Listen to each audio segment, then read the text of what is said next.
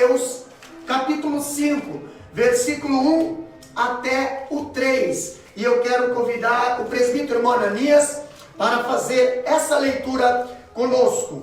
Evangelho de Mateus, capítulo 5, versículo 1 até o 3. Diz assim: Jesus, vendo a multidão, subiu ao monte e, assentando-se, aproximou-se deles os seus discípulos, e abrindo a boca, os ensinava, dizendo: Bem-aventurados os pobres de espírito, porque deles é o reino dos céus. Amém. A bem-aventurança. Pastor, quando nós vemos Mateus capítulo 5, nós encontramos aqui Jesus, ele ensinando seus discípulos, Jesus, ele ensinando a multidão. Em Mateus aqui, ele apresenta Jesus aqui como um segundo Moisés, mas maior do que o primeiro. Quando nós vemos a bem-aventurança, nós vemos que a lei, ela foi prescrita por Jesus. Não é um código de regra exterior, mas que possa ser seguido ao pé da letra, mas sim uma série de princípios. Lembramos que Jesus, ele chamou os discípulos. Jesus, ele chamou os discípulos para enviar, mas antes de enviar os discípulos, Jesus precisava ensiná-los. Jesus precisava passar algo para eles.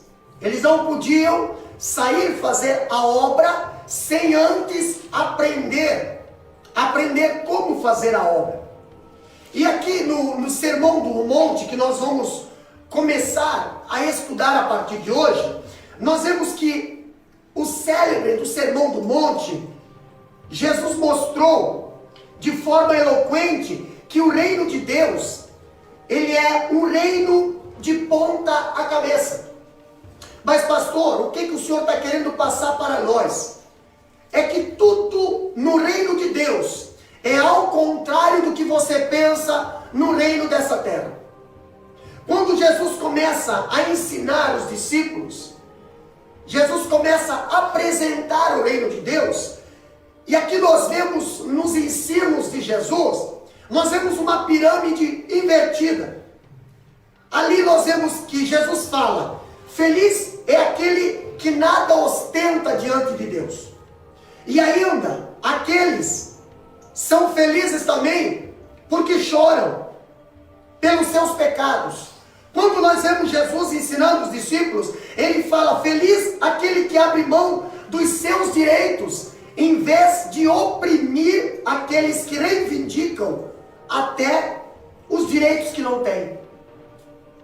Nós vemos Jesus ensinando no Sermão do Monte, Mateus capítulo 5, algo que para nós, carnalmente, prestando atenção, é invertido. Primeiro, ali Jesus ensina: feliz é aquele que abre mão ao necessitado, coisa que está sendo difícil hoje acontecer, no mundo competitivo, entendeu? Outra coisa que Jesus ensina ali em Mateus: feliz é aquele que constrói pontes de contatos entre pessoas. Hoje, pessoas não sabem fazer pontes de contato, mas sabem fazer algo para afastá-los e não aproximá-los.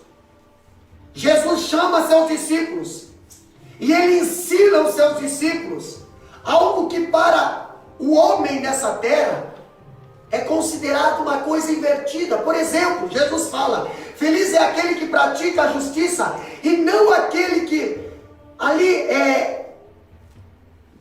dissolve a lei, entendeu? Dissolve a lei, ou para usufruir vantagens próprias.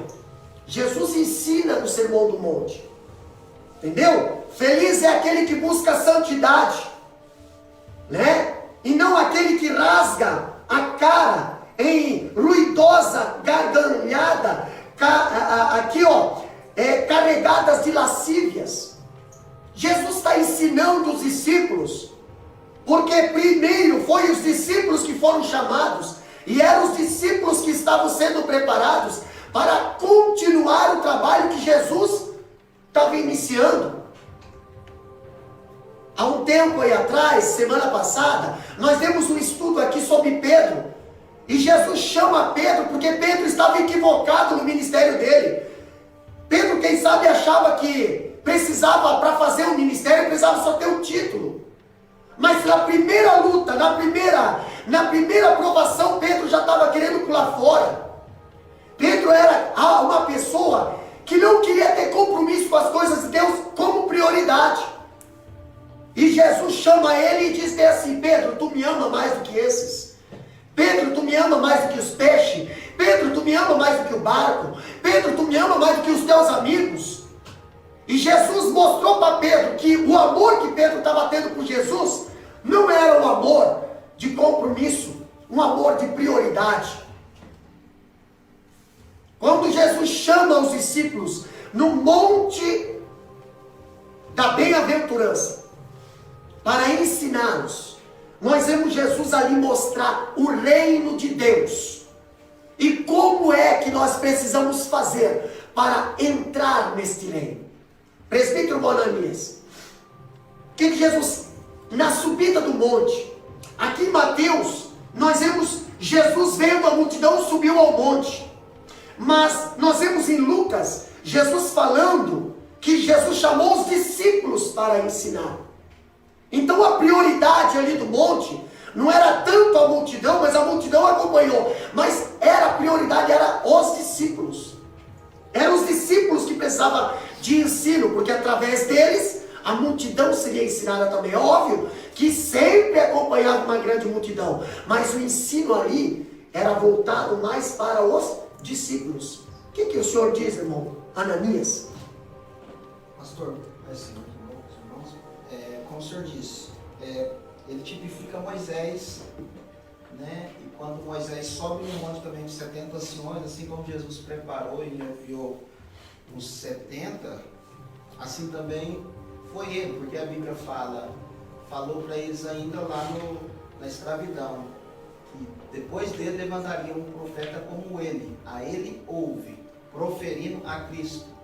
E nesse Monte das Oliveiras, Jesus vem e quebra todas a expectativa dele, porque Jesus aqui já inicia o ministério dele, depois dos 400 anos de silêncio, ele vem, e no versículo 5 aqui ele já inicia,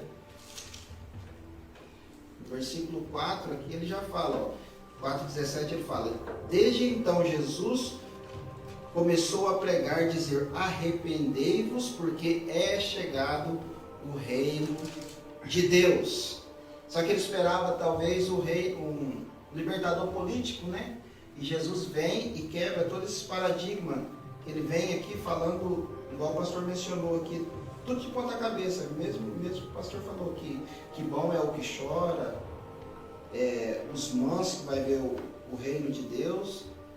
E ele, a diferença é que em Moisés, quando eles ouviram a voz de Deus, eles correram. Falaram: não, fala tu, Moisés, mas essa voz nós morremos. E Jesus fala que a multidão espremia ele para ouvir a palavra. E no monte, a multidão foi ao encontro de Jesus. E no monte, em Êxodo, o povo corre da voz do Senhor. Tipo assim, cumprindo, né? Que o novo profeta, o Salvador, já estava chegando, né? Aquele que, igual fala a profecia, que o mundo estava, no 4,17 fala: o povo estava assentado em trevas e viu uma grande luz, e aos que estavam assentados na região sobre a morte, a luz raiou. E Jesus falou: eu sou a luz. Depois ele diz: vós sois luz. Então ele prepara agora os seus discípulos. Interessante. Emaele, quando nós vemos Jesus, capítulo 5, versículo 1, e vendo a multidão, olha só, acompanha com nós na Bíblia ali, capítulo 5 de Mateus, versículo 1. E vendo a multidão, subiu a um monte, e assentando-se, aproximaram-se dele os seus discípulos, e abrindo a boca, os ensinava, dizendo: antes de nós entrarmos na bem-aventurança, nos ensinos de Jesus, nós vamos prestar atenção num detalhe aqui. O lugar onde Jesus foi ensinar. Olha só. O lugar onde Jesus foi ensinar, ou sobrou para Jesus ensinar. Jesus, ele estava ao contrário do que os fariseus. Mas por que será? Será que era porque Jesus não era bem aceito nas sinagogas, quando ele chegava para ensinar nas sinagogas? Olha o que nós vemos aqui. Nós vemos um Jesus mal acomodado. Um Jesus mal acomodado. Falando em questão de espaço. Ele não tinha um lugar conveniente onde pregar. Como não tinha um lugar onde repousar a cabeça também, que a Bíblia diz. Os passarinhos têm seus ninhos, as raposas seus covis, mas o Filho do Homem não tinha onde repousar a cabeça. Se o Filho do Homem não tinha onde repousar a cabeça, ele se encontrava em dificuldade de achar um lugar para ensinar também. Entendeu? Olha só a contradição que nós encontramos aqui. Enquanto os fariseus e os escribas tinham a cadeira de Moisés, onde se sentam, e toda ali o conforto, entendeu? Honra, cerimônia, e ali, em vez de eles pregar a verdade, eles deturpavam a verdade. Jesus muitas das vezes sentava numa pedra, muitas das vezes tinha que subir montanha, muitas das vezes tinha que sentar no chão, muitas das vezes tinha que ir para cima de um barco. Não tinha conforto, não tinha honra, não tinha recepção, não tinha aceitação, mas onde Jesus estava, ele pregava, ensinava a verdade, irmã Ellen. O que você tem a falar, irmã Ellen, a respeito de Jesus e os fariseus?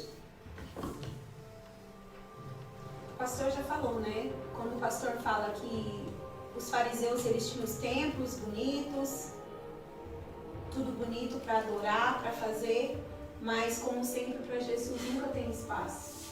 Como sempre para Jesus, sempre ele fica naquele cantinho, isolado, ou lá fora. Muitas das vezes ele não tem espaço para entrar no nosso palácio. No nosso palácio, que é a nossa casa, muitas das vezes. Muitas das vezes Jesus está em muitos outros lugares, está no monte, está lá pregando no mar, como o pastor pregou aquele dia, como Pedro, pegou o barco de Pedro emprestado e foi pregar lá no mar, mas dentro das nossas casas Jesus não está, no meio da nossa família Jesus não está, e muitos de nós hoje vivemos, pastor, infelizmente, como fariseu. Achamos que somos cristãos, achamos que fazemos certo e estamos fazendo como os fariseus.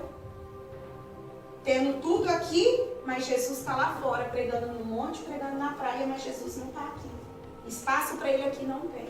Olha só, na ética do reino de Deus, a ética do reino de Deus não afrouxa as exigências da lei para render-se à licenciosidade sem freios. Se nos reinos do mundo o forte prevalece sobre o fraco, no reino desse mundo aqui, o forte prevalece sobre o fraco, o rico prevalece sobre o pobre, entendeu? Quem é estrela prevalece contra aquele que não aparece. Mas nós vemos que no reino de Deus, aqui é diferente. No reino de Deus é algo muito diferente. É algo interessante quando nós vemos que no reino de Deus, o perdão é maior do que a vingança. Jesus ensinou os discípulos esse tipo de palavra no Sermão do Monte. Ele não disse para os discípulos: olha, vocês vão entrar aí num negócio legal, entendeu? Olha, acompanha a a igreja acompanha os evangélicos, porque você vai ter, rapaz, você vai ter espaço em todo lugar. Isso é no reino do mundo. Isso é na geração que estamos vivendo agora. Entendeu? Aonde muitas pessoas hoje estão aderindo ao cristianismo, mas não estão aderindo à conversão. Entendeu? Agora no reino de Deus, nós precisamos passar pelo Mateus 5. E se nós passar por essa peneira, então sim, nós conseguiremos servir a Cristo de verdade. No reino de Deus, aqui nós vemos que o perdão é maior do que a vingança. E a busca da reconciliação é melhor do que a vitória no tribunal. Isso é no reino de Deus. Pastor, no reino do mundo, os homens se satisfazem com as ações certas sobre a investigação da lei. O que nós aprendemos no Sermão do Monte? No Sermão do Monte, nós aprendemos que no reino de Deus, até mesmo motivações do coração são contadas. Odiar alguém já é considerado como matar. Entendeu? Então, quando a Bíblia diz, não matarás, mas é só tirar a vida. Não, a Bíblia diz que quem odeia o seu irmão, também está matando ele. Outra coisa que nós aprendemos aqui, se nos tribunais da terra só pode julgar palavras e ações, no reino de Deus não, presbítero Bonanias. No reino de Deus, o tribunal divino julga até mesmo as intenções. Entendeu? Tribunal dessa terra julga só as tuas ações. Mas Jesus ensina em Mateus capítulo 5 que no reino dele, até as tuas intenções. Hebreus capítulo 12 diz que a palavra de Deus, ela é apta para discernir pensamentos e intenções do coração. Verdade. O 10º mandamento, não cobiçarás. Esse mandamento só Deus consegue identificar, mas Ele identifica. Hein, irmã Ananias? É a graça, né? Jesus veio trazer a graça. A graça, ela não é menor do que a lei. A graça, tem gente que fala que a graça é muito maior, porque Deus capacitou muito mais a nós e Ele espera mais obediência, mais submissão. Porque, igual foi falado aqui, na lei tinha que encontrar duas testemunhas oculares, mas na graça, só na intenção. Você cobiçou, já adulterou. Lá na lei tinha o vingador de sangue, né? Matou olho por olho, dente por dente. Agora, igual foi falado aqui, se aborreceu o seu irmão, já tornou um homicida. Então, porque Deus, no reino de Deus, Ele espera mais. E interessante, no reino, aqui na ética do mundo, o casamento, na ética do mundo, o casamento está cada vez mais enfraquecido. E o divórcio está cada vez mais robusto. Hoje você casa hoje, amanhã você já pode ir lá que está anulado o teu casamento. Agora eu pergunto para você, no reino de Deus, como é que isso aí é analisado no reino de Deus? No reino de Deus, divorciar-se por qualquer motivo é entrar pelos corredores escuros do adultério. Entendeu? Então você aí que está se separando por qualquer coisinha, entendeu? Que está se desfazendo do teu casamento por qualquer motivozinho, olhe lá, dá uma analisada na Bíblia, para que você não venha a cometer adultério, tá? No reino de Deus, arruinar, e não apenas a própria vida, mas também a sua família ou outra família. Quando Jesus ensina no Sermão do Monte, Ele ensina que na ética do mundo, o sexo, ele tornou-se banal e promíscuo. Mas quando nós vemos no reino de Deus, o sexo tornou-se, aqui no reino de Deus, se exige pureza de coração, fidelidade nos relacionamentos. Como é que você pode dizer que o teu casamento tem pureza, se muitas das vezes você procura conselhos desse mundo podre e sujo, leva para o teu leito, muitas das vezes coisas que o mundo lá fora acaba inventando, mas Deus não se agrada disso. A Bíblia diz que o leito, ele tem que ser imaculado, sem mácula. Pastor, na ética do mundo nós vemos a espiritualidade é uma encenação na passarela da vaidade. Na ética do mundo, a espiritualidade, você faz de tudo para aparecer. Entendeu? Pessoas hoje querem subir nos púlpitos, querem subir nos palcos, não mais para adorar a Deus, eles querem aparecer. Entendeu? Pessoas preferem hoje terem nas suas redes sociais mais não sei o que significa isso, né? Pontos e seguidores, do que ter o nome escrito no livro da vida. Preferem ter o nome escrito na tela, como famosos, com não sei quantos milhões de seguidores, do que ter o nome escrito no livro da vida. Preferem adorar e agradar a homens na ética do mundo, do que adorar a Deus na ética do reino de Deus. Jesus estava passando esses ensinos para os discípulos que estavam ali para aprender. Na ética do mundo, os homens julgam temerariamente, ao mesmo tempo que expõem os pecados do próximo, promovendo a si mesmo. Essa semana, presbítero Ananias, eu estava estudando a palavra do fariseu e do publicano. E o fariseu, né?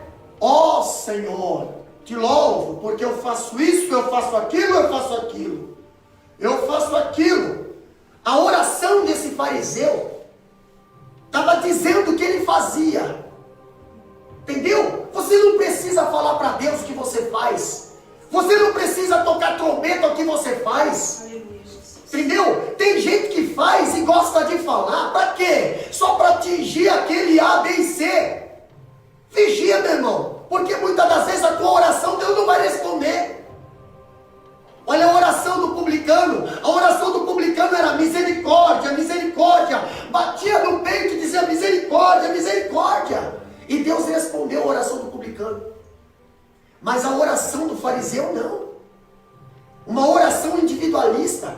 Uma oração que não era para Deus, era para si mesmo. Uma oração feita para o eu dele, para o ego dele. Isso é na ética desse mundo. Na ética de Deus. No reino de Deus, nós temos que descer para subir. É difícil para nós, meros carnais e mortais, entender isso. É difícil para nós entender que para nós sair ganhando, muitas das vezes é melhor nós perder. Pastor, mas eu tenho que ganhar no tribunal, eu tenho que ganhar lá. Irmão, se você for lá sair com o gostinho da vitória lá, muitas das vezes, aquilo lá vai soar como fel para você. Deixa Deus resolver esse problema para você. Aleluia, Jesus. Deixa Deus resolver esse problema para você. Entendeu? Foi louvado aqui através da irmã Eli. Entendeu? Que por você, como é que é o coro, irmã? Deus estremece. Deus estremece terras, quebra as cadeias para te libertar. Olha só, onde estiver, Ele ordena anjos. Entendeu? Agora você precisa confiar. Jesus estava ensinando para os discípulos isso. Vamos para frente. Vamos para frente, porque hoje nós temos muito assunto para falar. Vamos lá. Aqui eu vejo ainda, eu anotei algumas coisas aqui, irmão Ananias. Quem eram os ouvintes? Os ouvintes. Capítulo 5, versículo 1. A Bíblia diz aqui que subiu ao monte e assentando-se aproximaram-se dele os discípulos. Jesus chamou e os discípulos se aproximaram. Eram os discípulos que vieram até ele, atender o seu chamado. Marcos capítulo 3, versículo 13 diz: e subiu ao monte e chamou para si os que ele quis, e vieram a ele. Quantas vezes Jesus nos chama para nos ensinar, para nos moldar, mas nós negamos. Quantas vezes nós pensamos que já sabemos tudo, conhecemos a Bíblia capa a capa, damos um de fariseu, e muitas das vezes Jesus está lá querendo nos ensinar, e nós estamos aqui achando que já estamos ensinados, e quando vamos fazer, fazemos tudo errado. E aí depois, pastor, depois quer ficar frustrado com a nossa própria falta de comprometimento e zelo. Quando eu vejo Jesus aqui chamar para ensinar, eu vejo que ele os ensinou porque os discípulos queriam ser ensinados. Tem gente que não gosta de ensino. Tem gente que não gosta de ser ensinado, mas gosta de rasgar o verbo, querer ensinar os outros. Tem gente que não gosta de sentar na escola dominical, não gosta de sentar numa escola de teologia, não gosta de abrir a palavra e estudar, mas gosta de falar, gosta de murmurar, gosta de tirar pedra. Jesus chamou os discípulos para sentar e aprender. Sentar, vem que eu vou ensinar. Caso contrário, não dá para botar nada na tua mão, porque você não vai fazer da forma certa. Você não gosta de ser ensinado? E ali nós vemos que, como o presbítero Ananias falou no começo, nós vemos que não houve limites ao redor desta montanha para manter afastado o povo, como houve no Monte Sinai, em Êxodo capítulo 19 e 12. Êxodo capítulo 19 e 12, Deus fala para Moisés: Moisés, desce lá embaixo e fala para o povo, não passa desse limite, porque vai morrer. Entendeu? Agora no Monte da Bem-aventurança não, ali não tinha limite, Ismael, ali era todo, pode vir, quer aprender, pode vir, quer ser ensinado, pode vir, quer crescer, pode vir, não tem limite, aqui está tudo aberto, vem e vai aprender. Pastor, por intermédio de Cristo, nós temos acesso a Deus, não para falar com Ele, mas para ouvir as suas palavras. Olha só que interessante, vamos para frente, ainda, falando na ética, aqui, nós vemos a bem-aventurança, ela não são qualidades inatas, ou adquiridas pelo esforço humano. Quando nós vemos aqui Jesus ensinando, nós vemos que nenhum homem poderia possuir essas bem-aventuranças a parte da graça de Deus. O que significa a palavra bem-aventurança, presbítero Ananias? Feliz mesmo. Feliz. Feliz. Entendeu? Abençoados. Afortunados. É isso que essa palavra significa no original. Bem-aventurado, ou felicíssimo, ou afortunados são. São quem? Nós vamos começar a falar, mas primeiro nós vamos falar dos bem-aventurados. Essas pessoas que Jesus está dizendo feliz, a felicidade é o resultado de um correto relacionamento com Deus. Se você não tem uma vida correta com Deus, um relacionamento correto com Deus, você não pode dizer que é feliz. Você pode até falar, mas aqui eu estou querendo falar de vivência. Entendeu? De vivência. Aqui nós vamos ver agora as credenciais dos súditos do reino de Deus. Vamos lá. Primeiro, a felicidade, ela consiste na correta relação com Deus. Correta relação com Deus. Como é que é o teu relacionamento com Deus? Aí alguém pode dizer: pastor, eu tenho Deus, eu tenho Jesus no meu coração. E por que você sofre tanto muitas das vezes? E por que você peca? Porque quem diz que tem Deus no coração, desvia do mal, desvia do pecado. Se você tem Deus no coração, por que você ainda continua viciado? Por que você ainda continua mentindo, enganando? Por que você ainda continua passando a perna? Quem tem Deus no coração não comete isso. Entendeu? Olha só o que a Bíblia nos ensina. As duas primeiras bem-aventuranças fala sobre a maneira correta de nos aproximar com Deus. Nós vamos falar daqui a pouquinho. Agora eu estou só dando uma pincelada sobre a bem-aventurança total. Entendeu? Que diz, feliz é o humilde de espírito, e feliz é os que choram. Espiritual e sentimento, só Deus para entender. O homem não consegue entender. Entendeu? Deus entende o teu sentimento, Deus entende o teu espírito, como é que você está.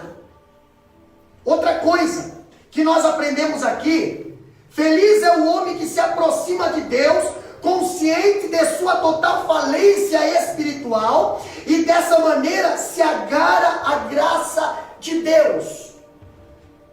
Feliz é esse homem que se aproxima de Deus pedindo, Deus, aquilo que Adão perdeu lá no Éden, que é a comunhão, que é o amor, que é a paz, que é a santidade, Deus, eu quero voltar a ter. Eu não tenho nada, eu não sou feliz, eu sou uma pessoa que vivo triste. Feliz é essa pessoa que reconhece. Agora, quantas pessoas, presbítero Bananias, que não reconhecem? Não reconhecem, mostram, vivem de máscara, mas por dentro está fel de amargura. Dá para dizer que essas pessoas são bem-aventuradas? Não.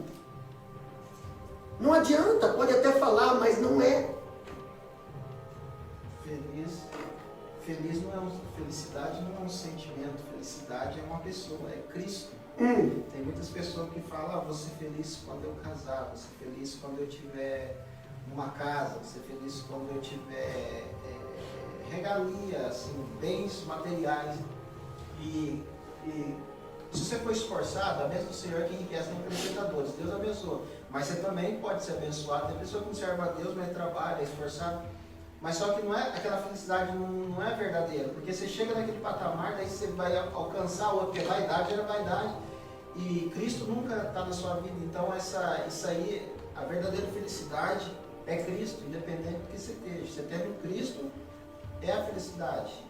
A partir de agora pode ter tudo. Não tiver Cristo, só falta Cristo. Faltou tudo, filho. Quando nós falamos de bem-aventurança, nós vemos aqui que no monte da bem-aventurança, nós vemos um contraste dos meios geográficos entre a bem-aventurança que Jesus estava dando lá no monte, né, ali em Jerusalém, e o Monte Sinai, aonde Deus deu as tábuas da lei para Moisés. Aqui nós vemos a diferença com relação às circunstâncias em que foi entregue à humanidade o código divino. Primeiro, nós vemos que no Sinai a palavra foi dada a Israel. E na bem-aventurança, no monte da bem-aventurança, a palavra estava sendo dada para a igreja. Porque os discípulos estavam ali sendo ensinados, não mais para pregar somente para Israel, mas para pregar a toda a humanidade. Agora eu vejo que no Sinai, fazendo aqui uma analogia do Sinai, do Monte Sinai e do Monte da Bem-aventurança, no Sinai, quando Deus deu a Moisés a lei, nós vemos que lá era um deserto abrasador, rochedos sombrios, entendeu? Gigantescos. Ali nós vemos também uns coroados de relâmpagos, um lugar espantoso. Quando Deus deu a lei para Moisés. Agora, quando Jesus estava dando a lei para o povo ali, a palavra no monte da bem-aventurança, nós vemos ali uma campina coberta de grama, de onde se visualizava a região que em outro tempo era considerado uma das campinas mais belas do mundo. Hoje, se você for lá, não é mais aquilo tudo. Mas naquela época de Jesus, era um lugar muito fértil. Quando nós vamos analisar o Monte Sinai, o Monte da Bem-aventurança, nós vemos que quando Deus deu as tábuas da lei para Moisés, nós vemos que no Sinai, a palavra aqui, ela ressoou como um trovão que gerou ali gerou um temor, gerou um terror ao povo que estava lá embaixo. Agora eu vejo no Monte da Bem-aventurança, Jesus com uma voz mansa e suave. As palavras que saíam dos lábios de Jesus eram cheias de suavidade. Por isso que os limites estavam abertos. No Monte Sinai nós vemos o povo, ele recebeu a ordem de permanecer afastado do monte. No Monte da Bem-aventurança, Jesus falou: vem, discípulos, vem, multidões, vem, você que está cansado, vem, você que está enfermo, vem, você que está com problema na família, vem, o limite está aberto. Jesus disse: vem, até hoje ele está dizendo: vem, não há limites. No Monte Sinai nós vemos ser promulgada a lei. E no Monte da Bem-aventurança foi ensinado o Evangelho da graça divina. Muito interessante quando falamos disso. Outra coisa que nós aprendemos sobre a bem-aventurança é que a felicidade, ela consiste na correta relação com nós mesmos. Nós temos que, pastor, Jesus disse que os mansos e puros de coração são bem-aventurados. Como é que é o teu comportamento consigo mesmo? Uma pessoa mansa, ela tem controle de si mesma. Jesus estava ensinando os discípulos ali que depois eles iriam encontrar pessoas que iam causar perseguições contra eles, e eles iam ter que ter mansidão. Entendeu? Mansidão. Olha só, irmã Ananias, uma pessoa que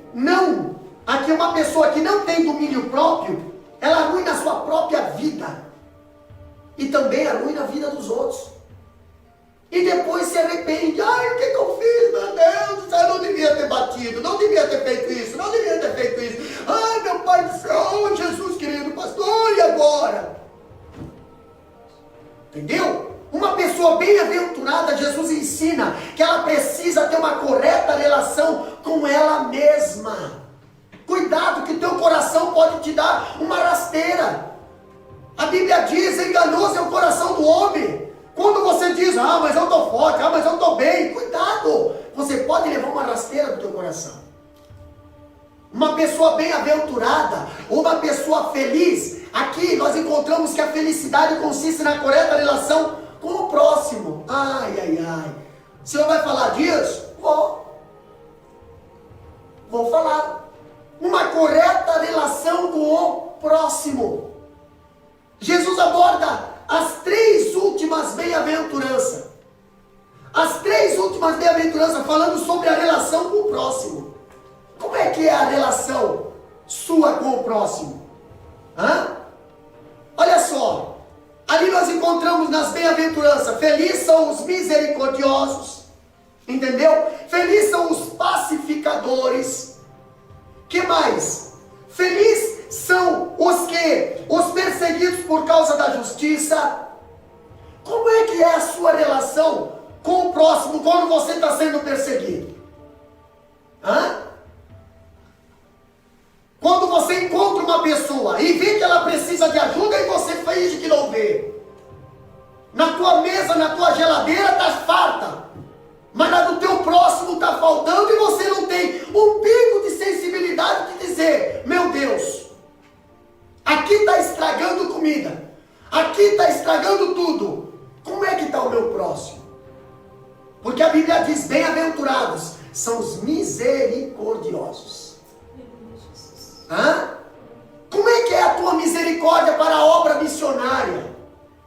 Você diz que quer ganhar alma, mas não investe nada para a obra missionária. E quando investe da maneira errada. Não consegue ganhar uma alma sequer. Será que realmente você é bem-aventurado? Ou você finge que é? Porque se você quiser ser bem-aventurado, essa aqui é a receita. Não existe outro caminho. Entendeu? O que nós aprendemos aí? A felicidade felicidade não está em destruir o próximo, ou cavar abismo para separar as pessoas, mas em construir pontes de reconciliação entre elas. Pastor, se eu não consigo fazer uma ponte, eu também não vou me meter para separar. Entendeu? Sabe aqueles comentáriozinho paralelo que muitas das vezes você se envolve? Entendeu? Você quer dar a tua opinião, mas não quer se envolver, você já está envolvido até o pescoço. Sai de fininho, joga uma areia na engrenagem e finge que não tem nada a ver. Irmão, já está envolvido. Agora me diz uma coisa, você se envolveu para resolver o problema ou você envolveu para querer aumentar o problema?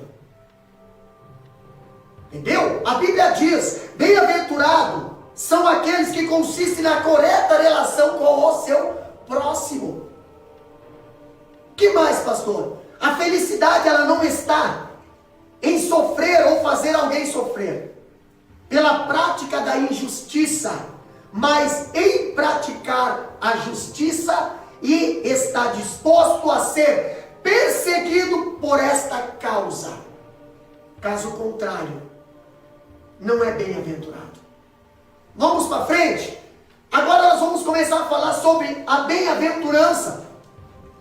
Bem-aventurados são os humildes de espírito, porque deles é o reino dos céus. Irmão Ananias, o que significa a palavra humilde de espírito? Versículo 3. Humilde de espírito, pastor? Eu acho que a pessoa ser como Cristo, né? Ele é o nosso exemplo, né? Tipo, humilde de espírito. Eu creio que Cristo é o nosso modelo. Acho que é isso tudo que o senhor falou, se resume. Humilde de espírito. Mãe, humildade de espírito. Ah, eu sou humilde. Ah, pensa na humildade. Eu sou humilde. Eu sou humilde. Sou humilde. Às vezes é uma pessoa arrogante. Mas aí ela não é humilde. E não é humilde. Arrogância é uma humildade falsa. Hipocrisia também é humildade falsa. Porque a pessoa, olha os fariseus daquela época. Os fariseus daquela época. Pobre de espírito. Gente, os fariseus daquela época, quando tirava para jejuar, eu não vou fazer isso porque isso aqui a pastora passou trabalho para o mar. Entendeu? Pobre de espírito. Olha só. Os fariseus, irmão Ananias, quando eles iam jejuar, eles iam lá para a esquina da cidade, faziam cara de triste, escangalhavam o cabelo, né? E ficavam lá. O que está acontecendo, irmão? Estou jejuando. Eita, humildade, meu Deus. Agora pisa no calo do fariseu para você ver. Nisso aí sim, ele ia chegar lá, nessa parte. Porque Jesus aqui, ele combate esses, porque esses eram dos ouvintes. Porque eles faziam tudo, jejum 3 vezes por dia, faço isso, mas ele orava, jejuava, né? Nos primeiros assentos, orava em público, e Jesus veio humilde no monte, quebrando esse paradigma deles, que eles eram dos ouvintes, com certeza. Então Jesus vem, e porque está tudo no mesmo sermão, é tudo continuidade do sermão, vai estar tudo aqui, e a gente vai ver a hipocrisia deles, né? Olha só, o Antigo Testamento ele terminou com uma maldição. O Novo Testamento começa com uma bem-aventurança. Entendeu? Aqui o texto da bem-aventurança abre o que nós chamamos de o maior sermão da história. Tá? Jesus é o maior pregador de todos os tempos. Mas ele é o maior pregador de todos os tempos, irmã Ellen, em aparência ou em frutos? Jesus. Hoje nós encontramos pessoas dizendo bem assim, mas aquele camarada lá é um grande, aquela é um grande, mas um grande em quê? Em popularidade? Em fama? Se nós seguir a Jesus, nós vamos ver que Jesus, ele fugia da fama. Jesus, ele corria. A fama atrapalhava. Muitas pessoas que corriam atrás de Jesus, elas não ajudavam, elas atrapalhavam. Eu falei em algum estudo aqui atrás, nos dias aí atrás, que 4 voluntários tiveram que subir ao telhado, fazer um buraco na laje. Para quê, pastor? Porque tinha um monte de gente, se fosse nos dias de hoje, querendo autógrafo do pregador na porta, querendo bater foto com o cantor. Não impedindo, ali impedindo quem deveria estar aos pés de Jesus. O que mais que nós encontramos? Olha só, quando a palavra de Deus fala aqui, o que é ser humilde? Aqui eu anotei um negócio. Ser humilde significa ter uma opinião correta de si mesmo. Qual é a opinião correta de si mesmo? Quando Deus fala lá para Ezequiel, capítulo 37, filho do homem, pode reviver esses ossos? Jesus está chamando, Deus está chamando para o profeta Ezequiel, filho do homem. Entendeu? O que ele está querendo dizer? Ei, pó. Ei, boneco. Entendeu? Ei, é impotente, fraco, miserável, trapo, condenado, afastado da presença de Deus. O que tu tem? Ou o que tu consegue? Quais são as tuas forças? Quais são as tuas... para fazer ele viver esses ossos? E o profeta diz: Senhor, só tu sabe, porque eu não sei. Não dá, minhas condições, esquece. Entendeu? Então a humildade é o que? É o homem ter uma opinião correta de si. Como é que é a sua opinião? Geralmente a nossa opinião consiste em o quê? Eu posso ter um monte de defeito, mas eu vou tentar procurar esconder eles. Tô barrigudo? Então vou puxar a barriga para dentro. Até onde eu conseguir aguentar, eu aguento. Quando eu chego em casa, Uma correta é a opinião de si. Vamos para um exemplo, Emaele. Naamã. Naamã em casa era uma pessoa, mas quando saía fora de casa era outra. Quando saía fora de casa, ai, que vontade de levantar. Quando saía fora de casa, Naamã com a sua farda cheia de medalha, diante do exército do rei da Síria, ele tinha voz de comando. Para ele era o mais forte, ele era o mais experiente, ele era o cara. E todo mundo olhava para ele e pensava que ele era o cara. Mas quando chegava em casa, Emaele, quando ele ia para o quarto, que a sua esposa vinha tirar aquela farda dele, que muitas das vezes peles vinha colado na farda, ele estava leproso. O que é ser humilde? É você ter uma correta opinião de si mesmo. Reconhecer o erro, né? Reconhecer que não é nada, se não é Deus na vida da pessoa, não é nada. Entendeu? A humildade é o oposto das atitudes atuais, da autoafirmação e da exaltação. Geração hoje está vivendo a base de quê? A base de quê? A base de bajulação. Hoje nós encontramos pessoas que, se você não, graças a Deus eu não tenho esse comportamento, mas tem pastores que, se pessoas da igreja, obreiros ou algumas pessoas da igreja, não está lá toda hora bajulando, as pessoas pegam e dizem: o pastor não olha para mim, o irmão lá não olha para mim, a irmã lá não reconhece o meu trabalho. Entendeu? Talvez na firma, vamos sair fora da igreja, lá na firma, o encarregado não me reconhece, o fulano lá não me reconhece, estou trabalhando mais do que todo mundo e ninguém me reconhece. Vivemos numa geração onde as pessoas precisam ser alimentadas pela bajulação, pela ostentação. Entendeu? Falando do ego, o presbítero Ananias tem aqui alguma coisa para compartilhar conosco. Apocalipse 3,17 fala assim: como dizes, Rico sou, estou enriquecido, de nada tenho falta.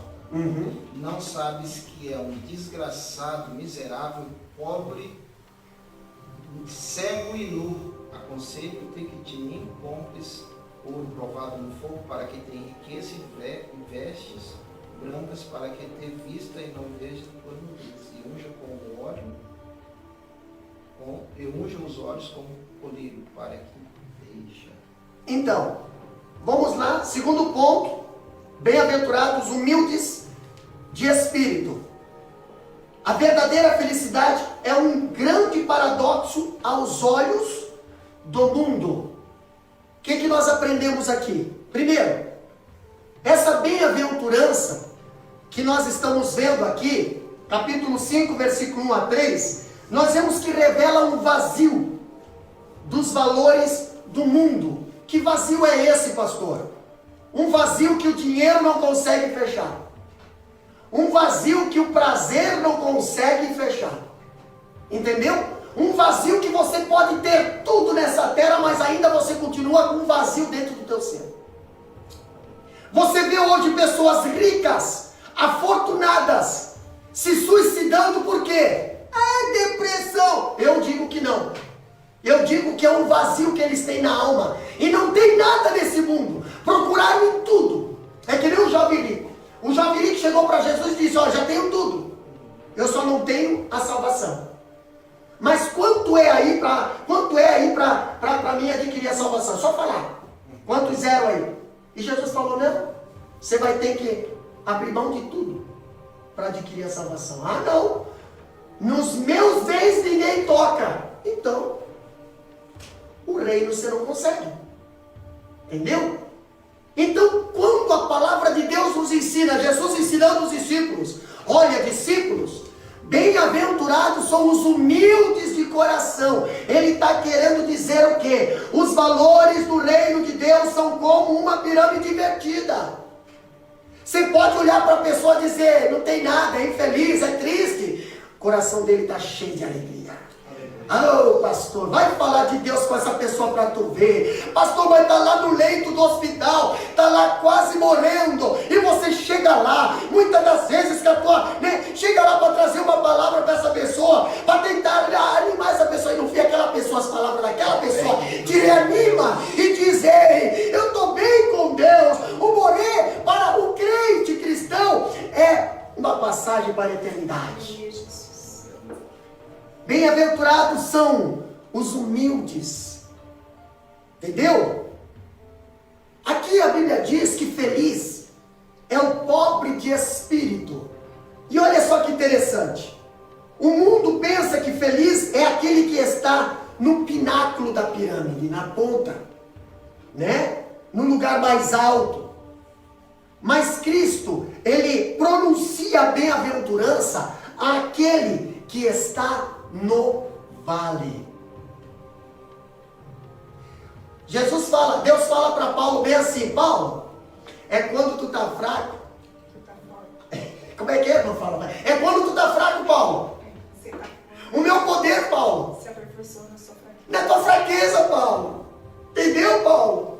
Então, Paulo, não se desespera porque você é um fraco, porque o teu vaso é um vaso frágil, porque você tem marcas no teu vaso. Não, Paulo, o meu poder se aperfeiçoa na tua fraqueza, Paulo. E quando tu diz que está fraco, é aí que eu te fortaleço, porque você está reconhecendo que você é um pobre de espírito.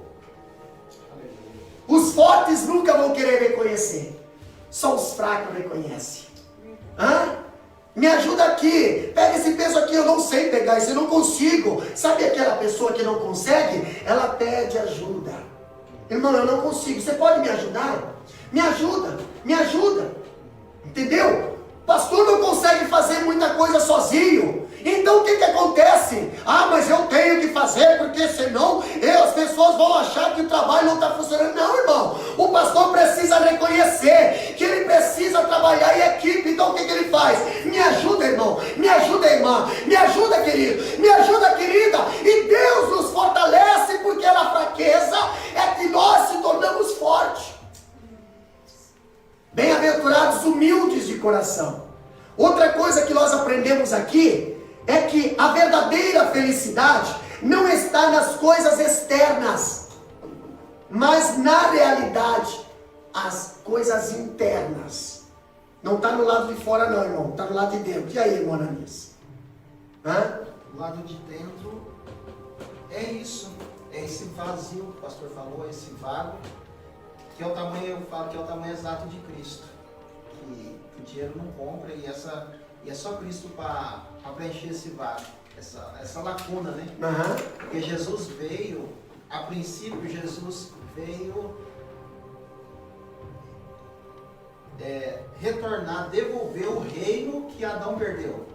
Porque Deus disse lá, Deus não veio, a princípio, a salvação veio sim, mas a princípio Deus não veio dar salvação, a princípio Deus veio dar domínio para o homem, é reino, é domínio, é princípios. Porque Deus disse lá no Éden, você vai dominar sobre os peixes, sobre as aves do céu, aonde colocar a mão, você vai dominar, é domínio, está dentro de você. Jesus falou, o reino não vai estar aqui, não está lá, não está em lugar nenhum, está dentro de vós. E Jesus veio para religar isso aí. E quando nós aceitamos Cristo, a pessoa de Cristo vem morar dentro, o Espírito Santo passa a habitar dentro de nós e restabelece esse reino que o mundo não tem. Essa paz que a gente tem. Interessante que Jesus não disse que bem-aventurados são os ricos. Não. Essa felicidade, ela não está centrada em coisas externas. Entendeu? A tua felicidade não é pesada pelo que tu tem. A tua felicidade não é pesada pelo teu patrimônio, ou pelo status, ou pelo posto que você está, não.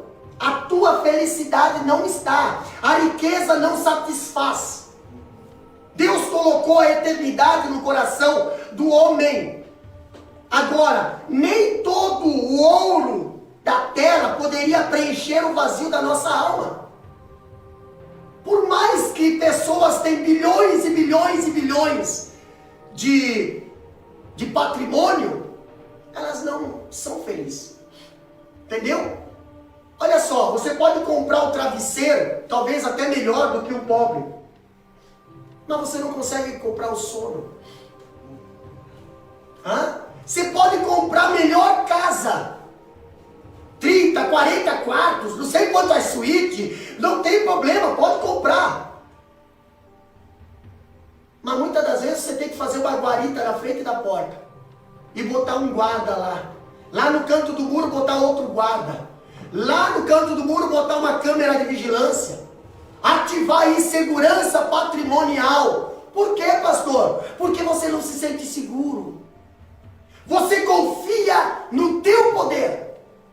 E a Bíblia diz em Jeremias, maldito o homem que confia no homem e põe na sua força o seu poder. Agora aqueles que confiam no Senhor, aqueles que confiam no Senhor é diferente. Nenhum mal acontecerá. A Bíblia diz que 1000 cairão ao teu lado, 10.000 à tua direita, e tu não serás atingido. Pode chegar a pandemia, pode chegar aí um monte de coisa acontecendo, mas o justo, ele permanecerá de pé, ele permanecerá caminhando, ele permanecerá ali ativo, não temerá mal algum. Sabe por quê? Porque tu está conosco. Aleluia! É uma grande diferença, mas para isso você precisa reconhecer a si mesmo.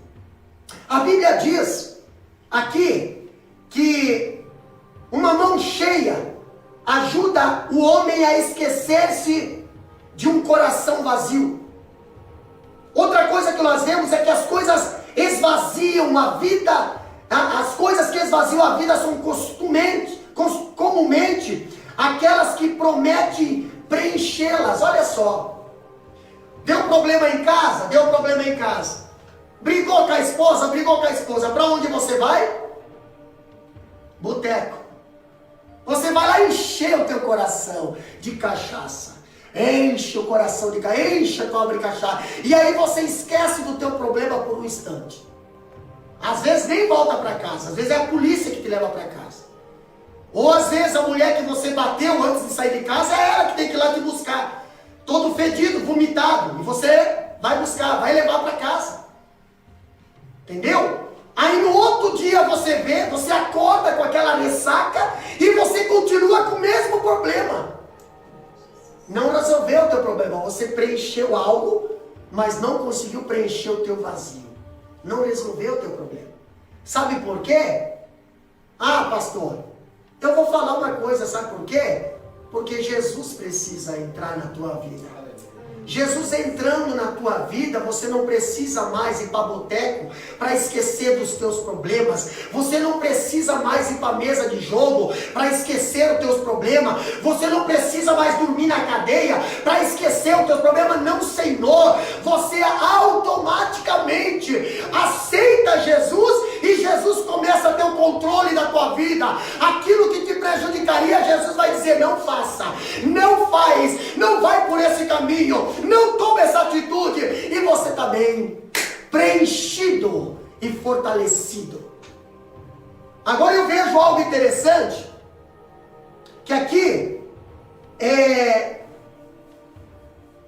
a verdadeira felicidade, ela não apenas é uma promessa para o futuro, mas sobretudo uma realidade para o presente. Bem-aventurado, pastor. Jesus disse: bem-aventurado serão os pobres de espíritos. Jesus falou isso? Não, Jesus não falou bem-aventurado serão os pobres de espírito. Lê para nós ali, capítulo 5, versículo 3, Emaele. O que diz lá? Bem-aventurados pobres de espírito, porque deles é o reino dos céus. Bem-aventurados os pobres de espírito. Irmão Ananias, o que diz a sua tradução? 5 e 3. Bem-aventurados os pobres de espírito. O que a palavra está querendo dizer? Bem-aventurados os pobres. Então está querendo dizer, bem-aventurados são. É presente. A Bíblia não está querendo dizer bem-aventurados serão. A Bíblia está dizendo bem-aventurados são. Aqui, os pobres, é a realidade, é agora. Bem-aventurados pobres de espírito. Os crentes não serão felizes. Os crentes, eles são felizes. Essa grande diferença, entendeu? Eles já são felizes agora. A Bíblia nos ensina, eles são felizes não apenas na glória, mas a caminho da glória de Deus. Nós já sentimos o céu aqui na terra, através da presença do Senhor. Não estamos lá, mas lá está no nosso coração. Não vivemos lá, mas pela fé nós já estamos lá, através da palavra dele. Isso é o que? Dependência, humildade. Bem-aventurados são. Olha só que interessante. É claro que ser pobre de espírito não significa pobreza financeira, não. Entendeu? Tem muito rico que é pobre de espírito e é bem-aventurado. Aqui nós vemos que a tal opinião não tem amparo nas escrituras. A pobreza em si não é um bem, como a riqueza em si não é um mal. Agora, peraí. O que você coloca em primeiro lugar na tua vida? Esse se torna um Deus. Entendeu?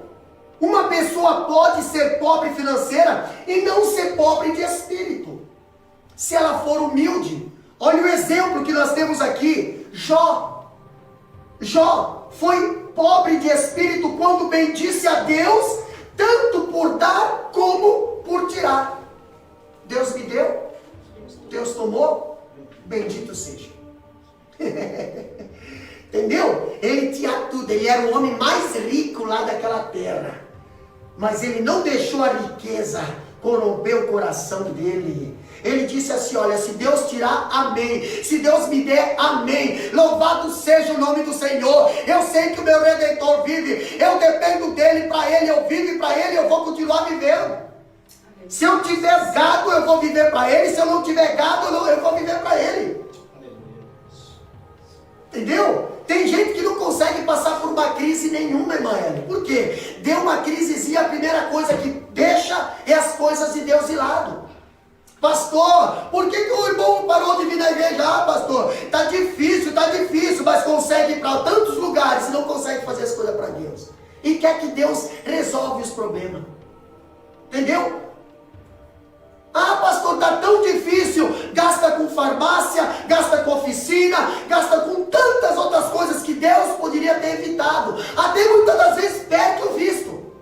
Muitas das vezes perde a oportunidade de Deus abrir as portas e ficar na Austrália. Mas por que acontece isso, pastor? Porque não coloca Deus em prioridade. Entendeu? São pessoas que não são pobres de espírito. São pessoas que não são dependentes de Deus. São pessoas que não colocam as coisas de Deus em prioridade. Agora, os pobres de espírito, aqueles que reconhecem a si mesmo, a Bíblia diz: bem-aventurados são. Bem-aventurados são, pastor. Olha aqui, ó, uma pessoa, a pobreza financeira pode ser resultado da obra do diabo, da exploração, da ganância e da preguiça.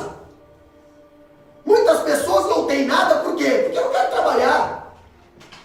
Entendeu? Não é perseguição, é porque não querem trabalhar mesmo. Não sabem administrar. Entendeu? Da mesma forma que entra, sai. E aí? E não é nesse caso que a Bíblia está dizendo: bem-aventurados os pobres de espírito. A pobreza não serve de garantia de espiritualidade. Oh, irmão, como aquela irmã tem uma vida sofrida. Meu Deus, aquela irmã. Pobreza não significa espiritualidade. Agora eu falo uma coisa para vocês. As pessoas mais humildes, elas são mais fáceis de se aproximar de Deus do que aquelas pessoas que já têm um poder aquisitivo melhor.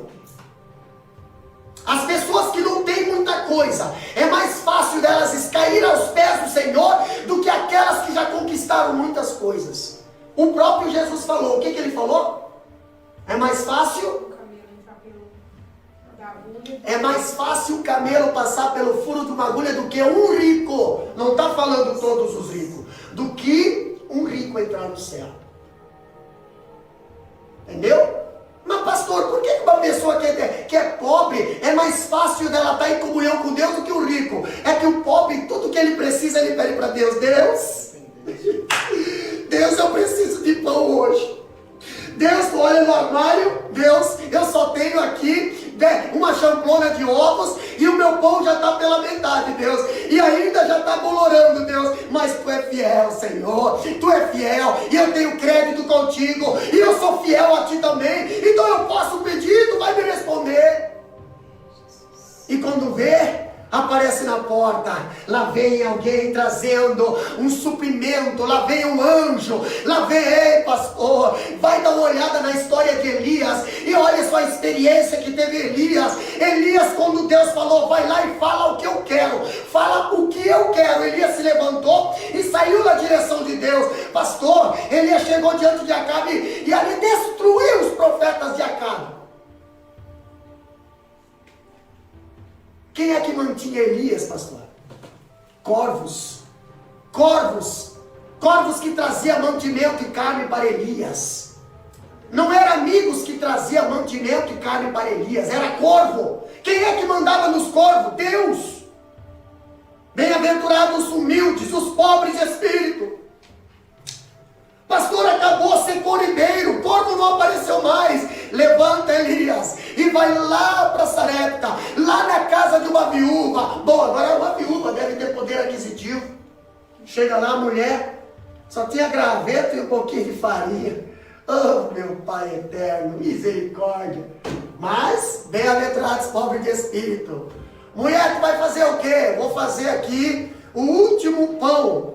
Último bolinho, para mim, meu filho, depois nós vamos morrer. Não sei o porquê que está dando crise na terra, mas nós confiamos em Deus e sabemos que Deus tem um propósito. Entendeu? Se fosse nos dias de hoje, irmã, não sei o porquê que está dando essa crise na terra, não sei o porquê que está dando esse coronavírus aí, mas Deus tem um propósito. Na mesa do justo não falta. Não falta, e um pouquinho de azeite, e um pouquinho de farinha na panela vai se multiplicar. O profeta fala, vai lá e faz primeiro para mim. A mulher foi lá e não questionou. A mulher foi lá porque ela confiava em Deus. Tem gente que questiona hoje. Tem gente que anda questionando. Por isso que não consegue sair do pé da da lama, não consegue sair da miséria, porque questiona. Deus manda fazer e você questiona. Aquela mulher foi lá e fez, trouxe para o profeta. E aí, pastor? Aí o profeta falou, agora vai lá e vive do resto. Quanto tempo durou a seca lá, irmão Ananias? Quanto? Fala para o povo ouvir lá, porque... 3 anos e meio. 3 anos e meio. Sabe o que é 3 anos e meio, irmão? 3 anos e meio é metade de 7. 3 anos e meio. Hein, Maeli? Você já pensou? Vamos fazer pão hoje? Vamos fazer pão aí. Agora tem um profeta ainda aqui em casa. Eita, Maeli já tratou alguns profetas na casa dela. Maeli e Monaliz são as casas lá, né? Já tem um quartinho lá que é dos profetas lá. Olha só, 3 anos e meio. 3 anos e meio, todo dia de manhã, quem sabe a mulher vai lá fazer o pãozinho, né? E vira farinha, quem sabe, meu Deus, será que é hoje que vai acabar? Será que é hoje que vai acabar? Será que é hoje que vai acabar? E agora tem um profeta aqui, e agora dobrou a despesa, e agora não tem mais só o meu filho, vai ter um profeta também, e o profeta é adulto, o meu filho come uma fatia, mas o profeta come bem, come 3, 4, pensa no profeta com milão. Mas toda vez que ela virava aquela cumbuca e o azeite, aquilo lá, a Bíblia diz que a farinha da panela não acabou, o azeite da botija não acabou, aquela mulher vivia a experiência, era dependente de Deus, era dependente, mas era feliz. A Bíblia diz, bem-aventurado. Pastor, mas é ruim viver de dependência, mas é feliz. Daqui a pouco Elias se apresenta para Acabe, reúne os profetas, mata todos os profetas, e a Jezabel agora levanta uma maldição, persegue o profeta, e agora o profeta foge. Meu Deus do céu, até quando que eu vou viver nessa dependência, nessa correria? E Deus fala para o profeta, não se preocupa. Profeta senta debaixo de um zimbro, profeta dorme, profeta pede a morte. Quem é que chega para o profeta ali, na hora difícil, na hora que ninguém queria estar no coro do profeta? Chega o anjo mandado por Deus e diz assim, profeta, se acorda, profeta acorda. O que tem aqui? Agora não é mais corvo, agora não é mais corvo, agora é o anjo que está chegando com pão, é o anjo que está chegando com água. A Bíblia diz que o profeta se levantou e caminhou 40 dias e 40 noites com o sustento daquele alimento. Bem-aventurados são os pobres de espírito, os dependentes de Deus. Meu Pai querido, misericórdia. Como eu queria poder falar mais, mas as horas passam, meus queridos irmãos. Aqui, o pobre de espírito não significa ter uma vida espiritual pobre. Jesus aqui não está elogiando aqueles que são espiritualmente pobres, descuidados com a vida espiritual. Ser pobre em santidade, dependente. Deus, eu preciso melhorar. Deus, eu preciso melhorar. Aqui, na verdade, melhorar na verdade, melhorar na fé, melhorar no amor. É uma grande tragédia quando nós não nos sentimos ali. Deus, nós precisamos melhorar. Quando nós começamos a pensar, mas tá bom assim, nossa, olha só o que nós estamos fazendo, né? Não, eu já vou no culto uma vez, já tá bom. Não, tá bom, tá bom. Não, Senhor, irmão. Nós precisamos ser a cada dia mais necessitado, nos cobrar. Ei, começamos a nos reconhecer e ver, será que eu estou fazendo realmente como Deus gostaria que eu fizesse? Pastor, mas quantas vezes Jesus chama nós para ensinar, e nós viramos as costas e vamos para outro lugar, e o ensino de Jesus nós não damos crédito. Muitas das vezes na hora do ensino, nós vamos assistir uma novela, nós vamos assistir um BBB, nós vamos lá fazer um futebol, nós vamos fazer outra coisa, e deixamos o ensino da palavra de Deus de lado. E quando vamos fazer, Jesus olha para nós e vê bem assim, oh meu Deus do céu, você faltou aquela aula, você faltou aquele culto, você faltou aquele monte, você faltou naquele dia que eu sentei lá no monte para ensinar, está faltando humildade na tua vida, está faltando reconhecimento na tua vida, está faltando porque você bem-aventurado os humildes.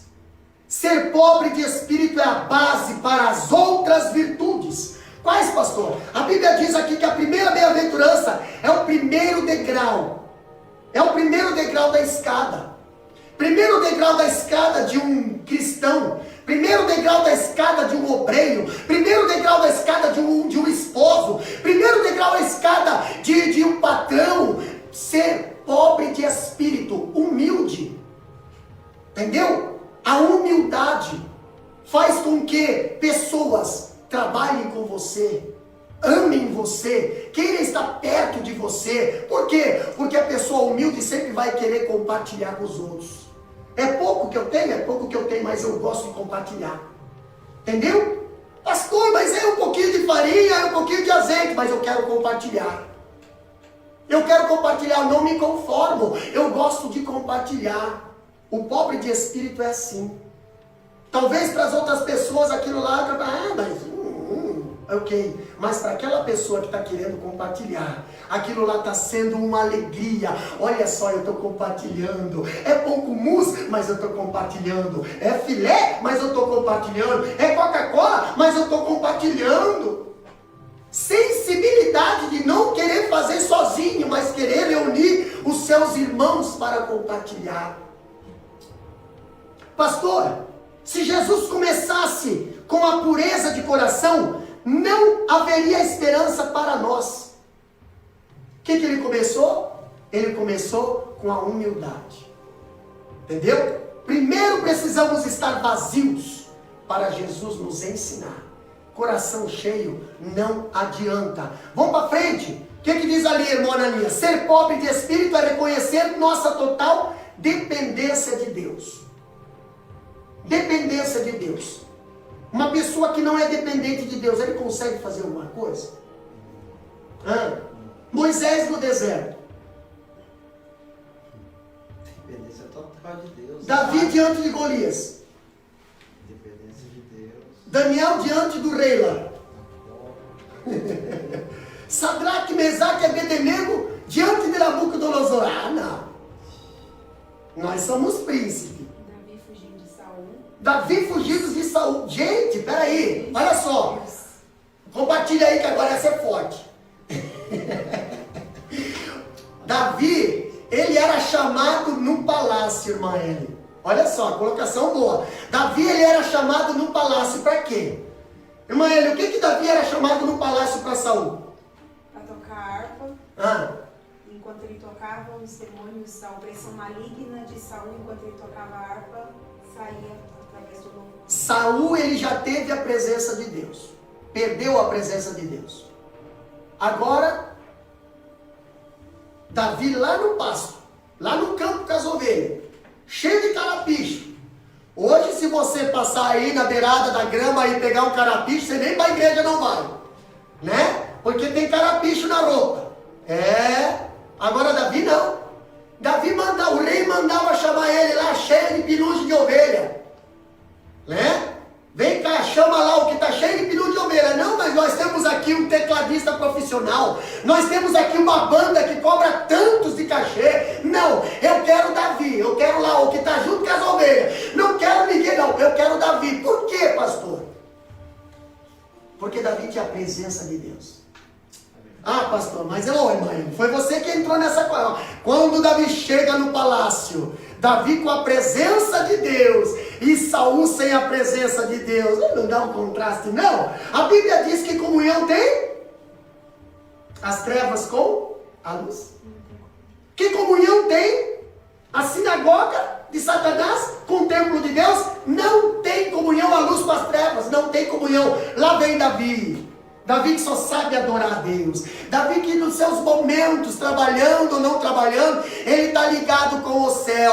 Lá vem Davi, mas ele foi chamado. Porque Saul tinha poder.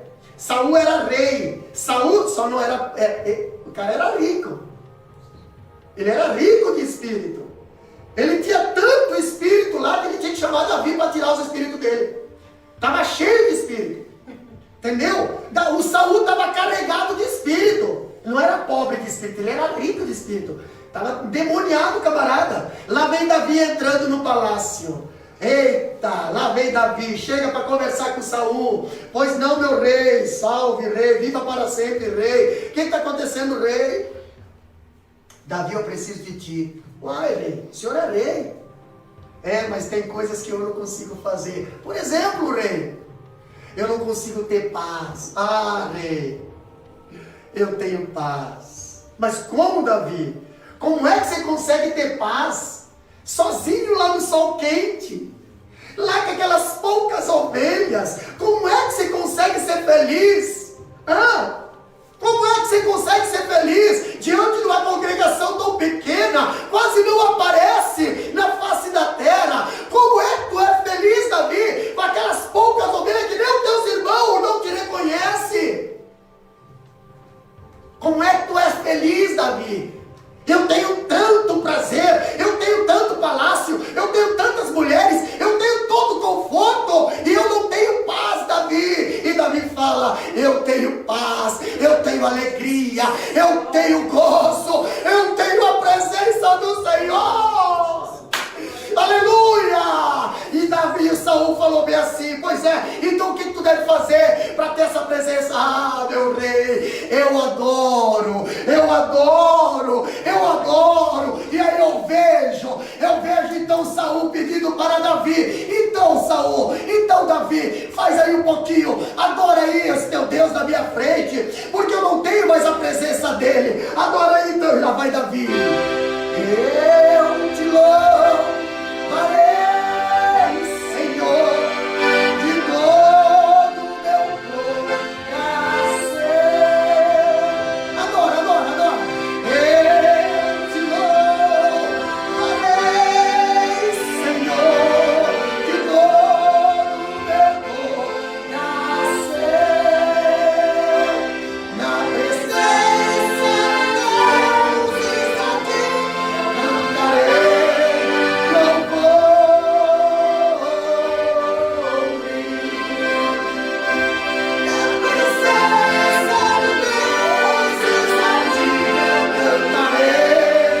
louvor.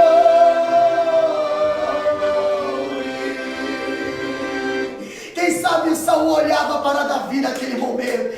Quem sabe o Saul olhava ali chorando e Davi adorando a Deus com aquela harpa. E o Saul ali, meu Deus, que gostoso essa presença, que gostoso essa presença. Eu já tive essa presença um dia, eu já tive essa paz um dia, eu já fui rico um dia nessa área. Davi continua.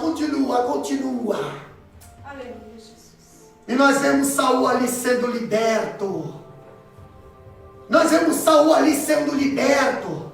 Sendo liberto por causa de quem? Por causa de um pobre de espírito, mas rico na presença do Senhor, rico em autoridade, rico em adoração, rico em comprometimento, rico em amor. O pai colocava as ovelhas na sua responsabilidade e ele tinha a responsabilidade com as ovelhas do pai.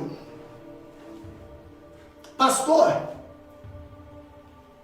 quando eu vejo aqui agora, para nós terminar, quando nós falamos de a palavra pobre, nós vemos aqui, ela designa algo espiritual. Quando falamos que os pobres de espírito, eles podem entrar no reino de Deus, versículo 3, lê para nós, irmã Ellen.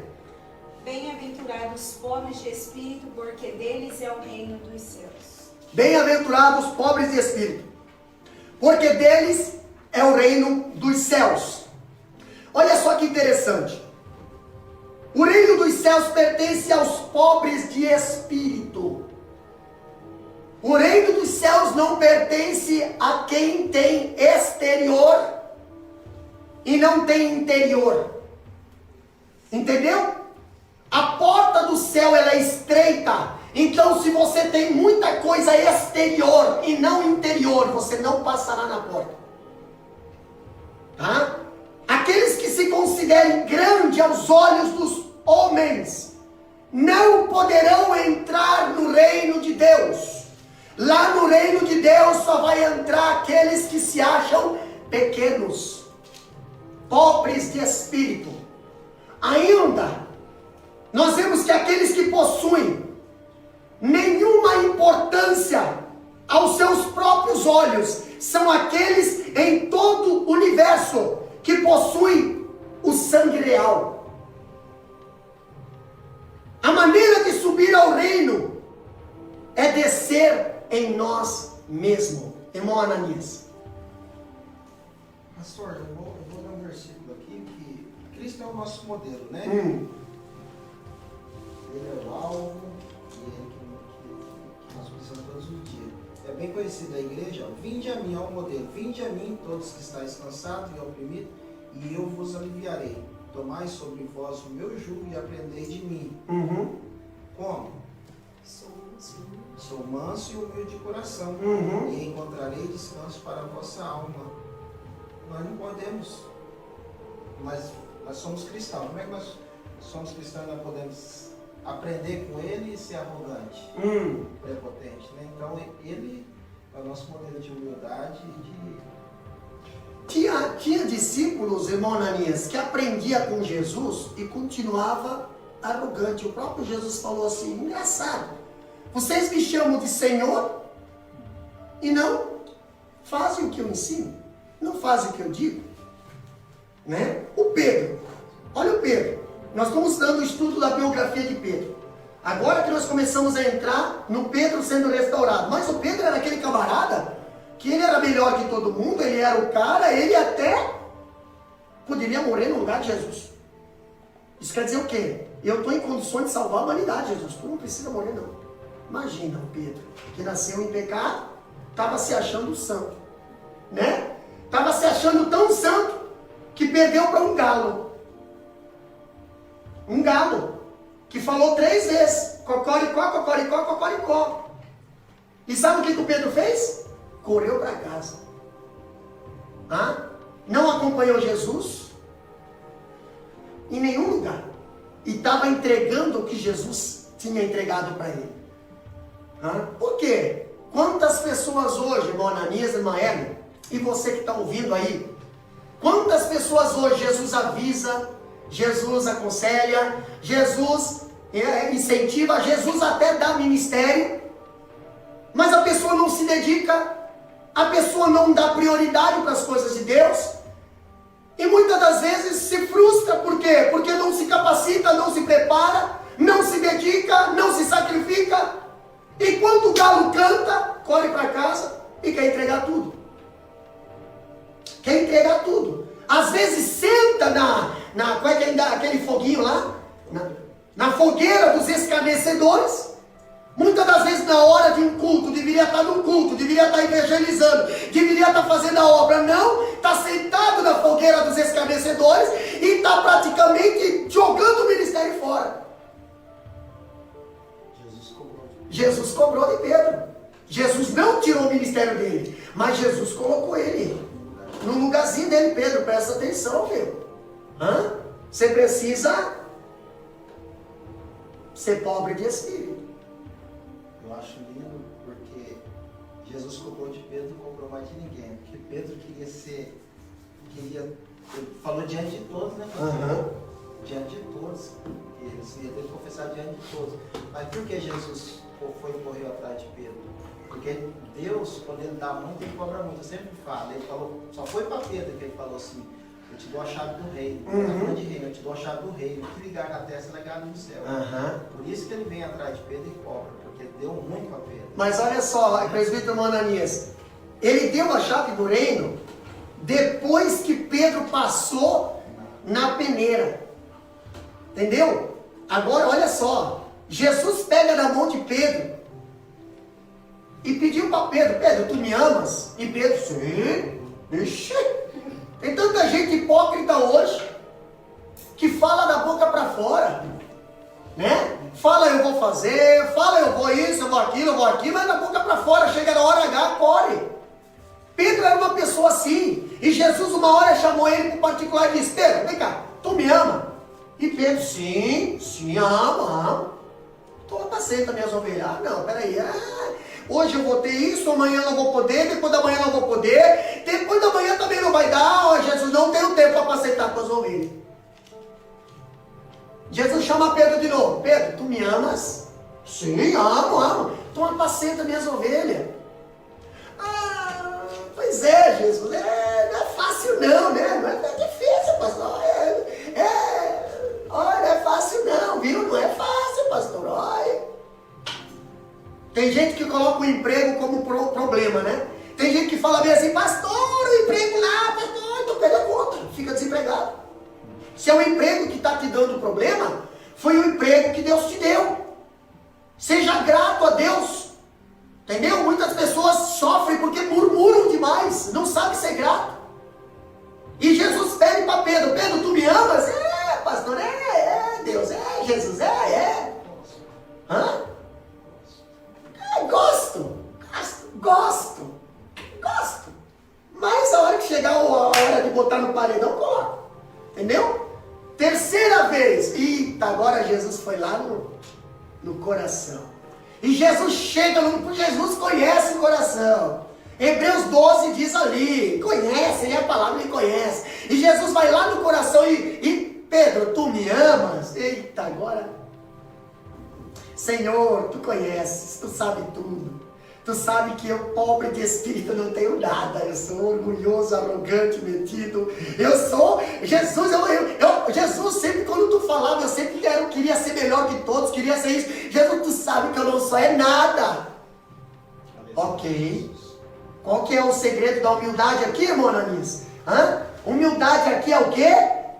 Significa ter uma opinião correta de si mesmo. Oh, Jesus, tu sabe tudo.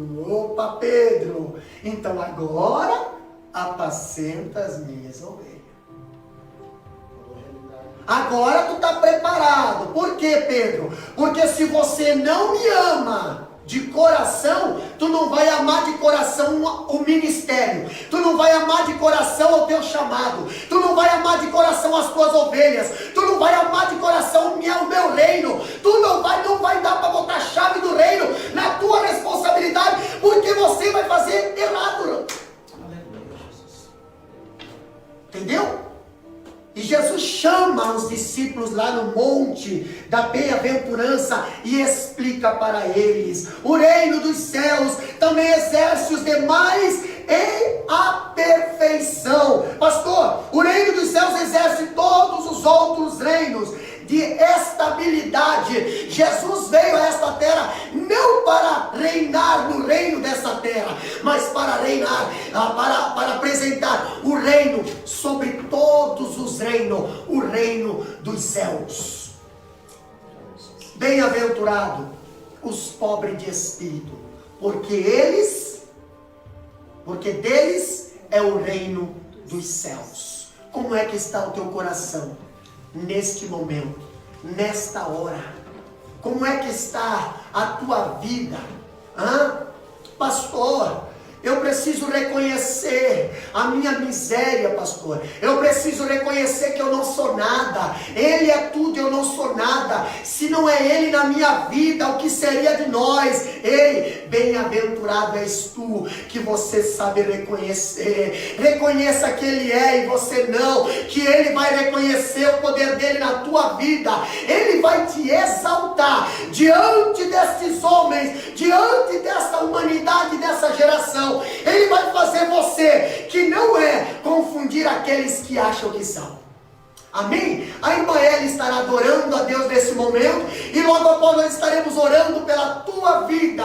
Bem-aventurados são os humildes de coração. Que Deus abençoe, meus queridos. Aleluia! Glória seja o nome do Senhor. Louvado seja o nome do Senhor.